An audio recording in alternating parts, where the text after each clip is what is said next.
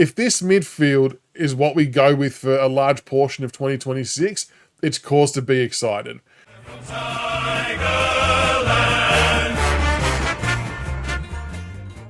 Tiger fans, welcome back to the channel. It's time today to talk about some match simulation and training from Friday the 16th of January. It was a big session, and it's our first video sporting the new logo. So welcome to everybody, and thank you for all of the kind feedback about the new logo reveal. I appreciate the love and support.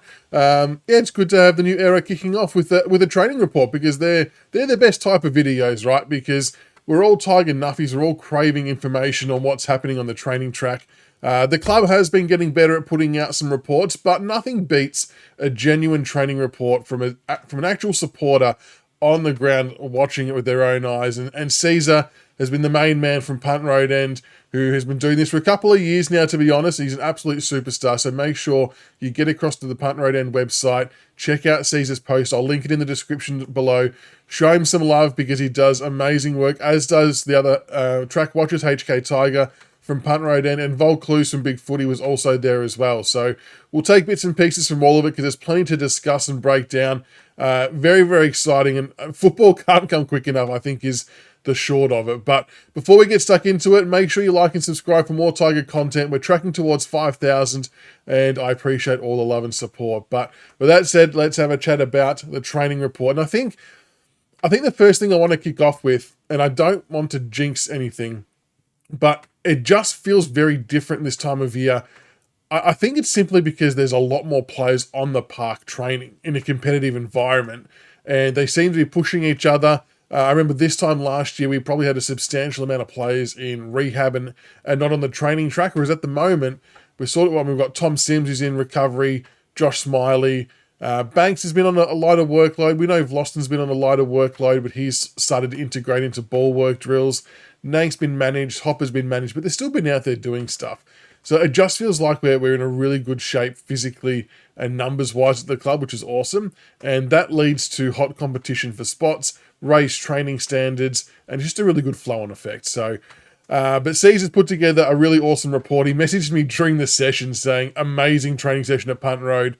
So I was very jealous that I was very close to being able to get down to that one. But I was, very jealous that wasn't able to be there in person, but he was pumped about it. So it was a 3.5-hour session on Friday. They did a few drills as well as the match sim at the end, obviously, which is probably the more interesting part of the video.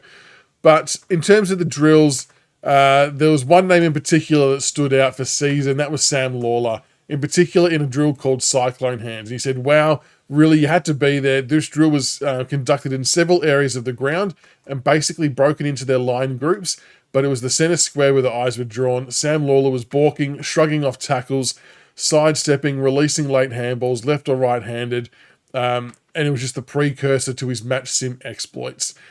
I think this has been a little bit of not a long time coming, because he hasn't been here for very long, but you could sense the build-up in his development, in his growth. He's obviously put on that size and muscle.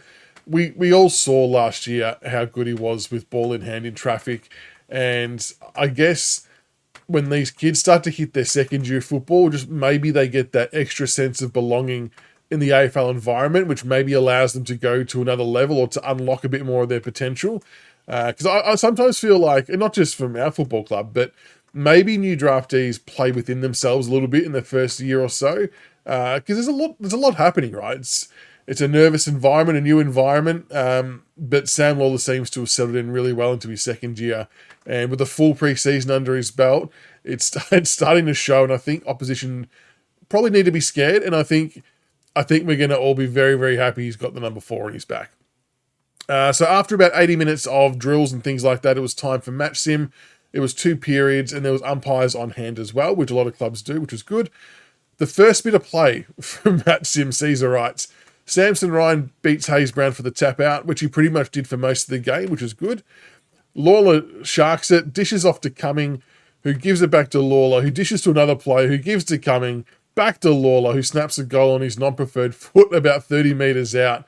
The fact that Cumming's involved as well, you just love to hear these youngsters linking up down the ground and then finishing off with a goal instantaneously. It shows good mindset, I guess, above anything else from attacking play standpoint. The new era midfield, Caesar wrote, a sight to behold today. Now, brace yourself for this, folks. If this midfield is what we go with for a large portion of 2026, it's cause to be excited. So the new era midfield, a sight to behold today. Sam Cumming ditched the non-fluoro cap, or the non-contact fluoro cap, should I say, so that's good. Starting midfield at every stoppage was Lalor, Cumming, and then one of Hopper, Prestia, or Taranto. Now, that is a bit of a flip.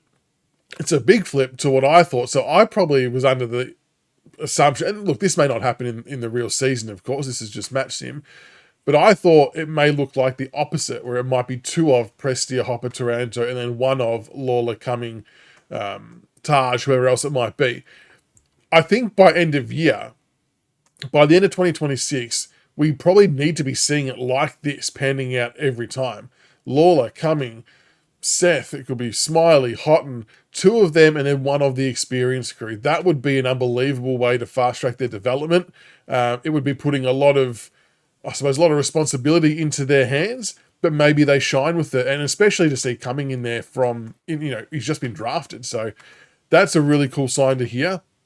And Caesar followed that with Lalor was everywhere and Cumming very, very good.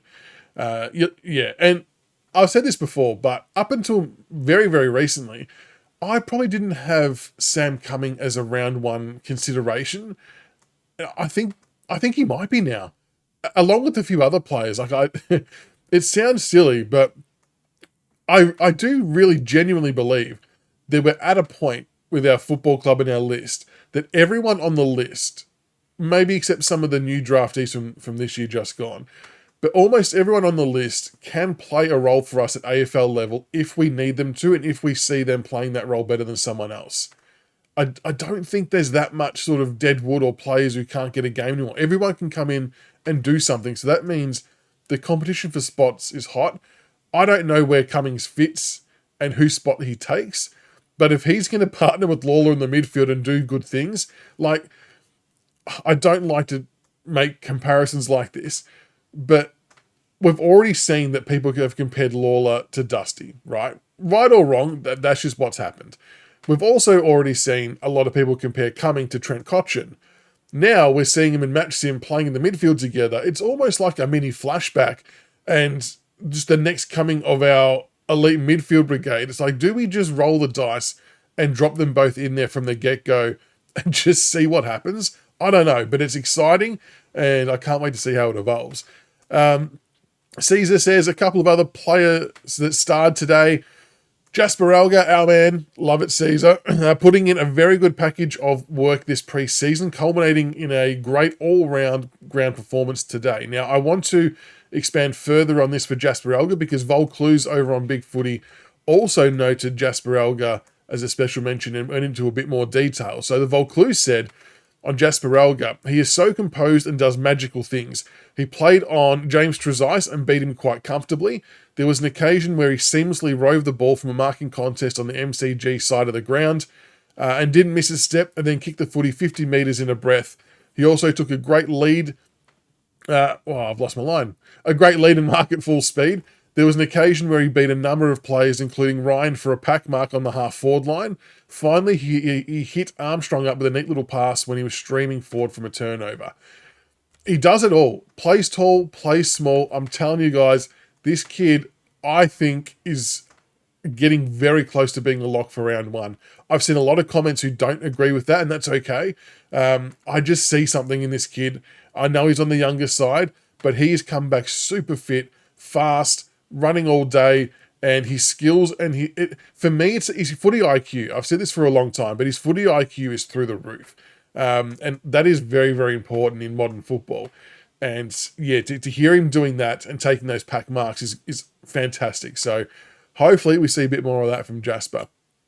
Going back to Caesar, he said Dion Prestia, starting to see glimpses of the best Dion. Love to hear it. Love to hear it. And again, I want to give a shout out to Ben Serple for his work as well with these older guys, managing them, giving them the right workloads, getting them into the good shape, because they're all doing really good things out on the track. And I know it's only January and we've still got a long way to go, but it's good signs so far in his second year at the club.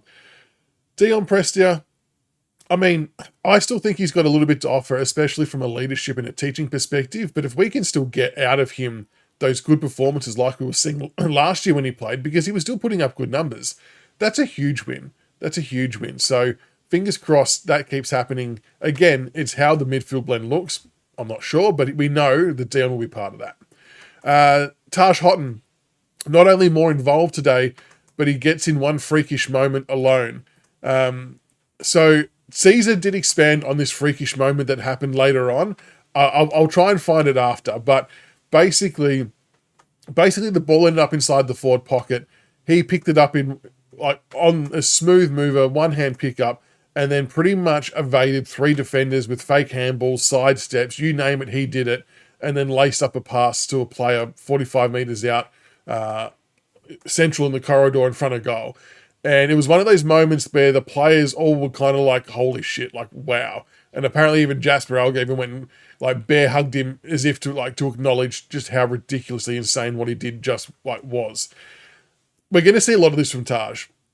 He's going to do the freakish and the incredible, but the beauty of Taj is, yes, he'll do those freakish and incredible things maybe once a game, twice a game, but that's not what he is as a whole player. There's so much more to Taj Hotton than just those moments. Like he's going to find the ball consistently. He's going to use it well. He's going to set his teammates up, but then he'll do something off his own back that'll just blow everyone's mind. I can't wait to see him progress a bit more into 2026. What will be interesting to see is if he puts on some more body size. I do compare him a lot to Shane Edwards, who didn't have a lot of body size early days and seems to sort of still be okay. I feel like he's going to be in the same type of mold, but really good to hear that Taj is doing well. Caesar also listed as a very, very good player was Samson Ryan, which is music to my ears and maybe a few other people's ears. Very good all-round performance today in terrible conditions for a big man. For those who aren't, it was really blustery and windy. So that's for the conditions. Beat Hayes Brown in the ruck contest, a couple of strong marks and moved well around the ground. And Sam Grill, impossible not to notice, runs as hard at the end of the session that he does at the start, always provides the give and go and overlap option. So with Samson Ryan, I am fully aware and understand that he divides a lot of people, but I still stand by that he's now in the right ruck age, and we need to be seeing and reading more of these type of reports that he's in the very, very good category more often. Now, granted, yes, it wasn't up against Nankervis. I know that'll be the first point everyone makes, that it was against Hayes Brown. You can also only beat the person you're up against. Now, Hayes Brown's taller than Samson Ryan, so the fact that Ryan was still able to outposition him and win the taps is still a really good sign. And as we all know, it's the marking and the around the ground stuff that we need from Samson to lift. So to see that he took some strong marks and moved well around the ground is a good sign. So I still think there's a bit to play out here. I don't think it's a write-off just yet. I understand why some people have, and you're all entitled to your views on that. I still just think there's a little bit more to play out just yet, and Samson could still yet show that he could play a role and mix it at AFL level. He's still very inexperienced at AFL level. Let's not forget that. Only played 25 games, I think it is. So I think we'll see a bit more this year. And the fifth spot, like we said, on the bench could play a part in that. And Sam Grill, so I think he played on the half back line by the sounds of it. It's interesting because I don't know whether he fits into the half back role in the AFL side straight up. I mean, you got Jaden Short, Tom Brown, Sam Banks. So there's a few players who already sort of play there, but it's getting harder and harder to not be very seriously considering selecting him for round one. Again, he's another player that probably wasn't on my radar for a round one selection that's really jumped up. But for me, it's about his competitiveness, his willingness to learn from these players and just really apply himself, doing all the extras and just trying to get the absolute best out of himself. He's got a tremendous attitude. And if you are going to apply yourself like that and you've got the skills and the tools that he has, it's almost hard to see him not playing well at AFL level. So fingers crossed that he keeps putting his best foot forward, like I'm pretty sure he will. And I've got no doubt we will see him at some stage in 2026. In the very good column, Caesar had McKelty, Lafau, and Ryan Mansell. And then from the train-on plays, the Kraz, the big special K, it's the best he looked. He's liking him better each outing. And Burton couldn't fault the way he was going about it and playing to his strengths. So yeah, that was a pretty big session. So I'll jump across to the Vaucluse report as well. So the Vaucluse also mentioned, to elaborate a bit more on Seth Campbell and Ryan Mansell, both very dangerous inside the forward 50, hit the scoreboard. Both were good in the air and on the ground. Mansell took a lovely overhead mark when under pressure from Bolter on the Punt Road wing and was ferocious at the contest.